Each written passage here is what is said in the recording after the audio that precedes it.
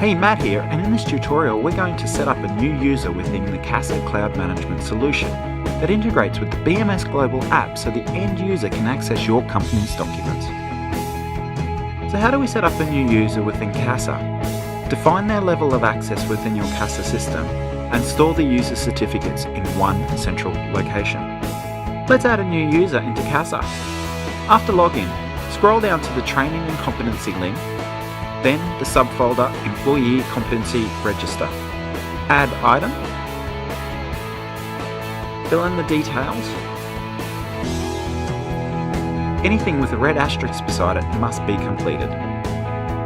In some industries, it's a requirement to have an industry or white card. If it isn't required for your industry, place NA. It's handy when something goes wrong to have listed the user's qualifications.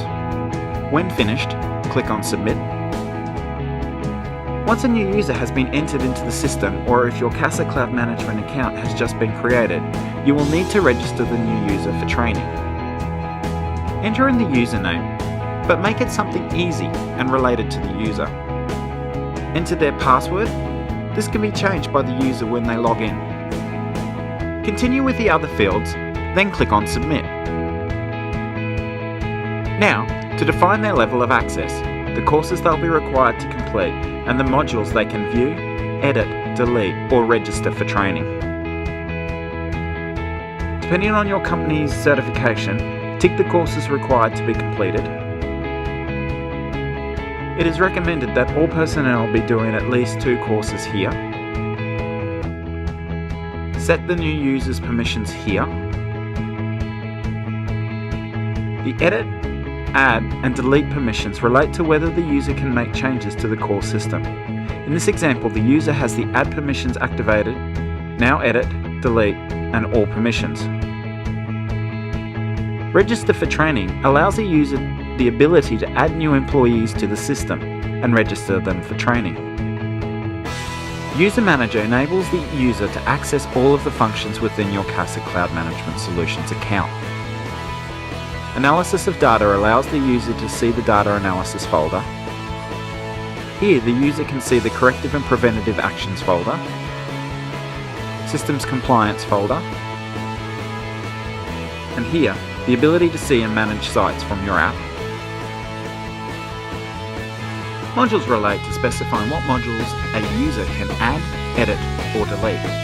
Let's give an example of how we could set up for a user. The position title is HR Manager. As the HR Manager, what's delegated to them within the company's roles and responsibilities and authorities is to manage the personnel within CASSA and the documents related for HR. Then click Submit. Adding supporting documentation is easy within CASSA. Click back over to the Employee Training Register, add View. The team member's details. At the top of the page is the Upload button. Their online training results are shown here. Click here and follow your operating system's process to access your files. Ensure that the name on the document is descriptive. What do I mean by that? Describe what the document is about. In this case for John's forklift license, name the document John Smith Forklift License. Now, for this example, John requires his forklift license. We can add it as a tracked item. Enter the date here, and the CASSA system will track this item for renewal. Tracking of users who have completed their training or associated tracked items can be viewed in the system's Compliance, Training or Tracked subfolder.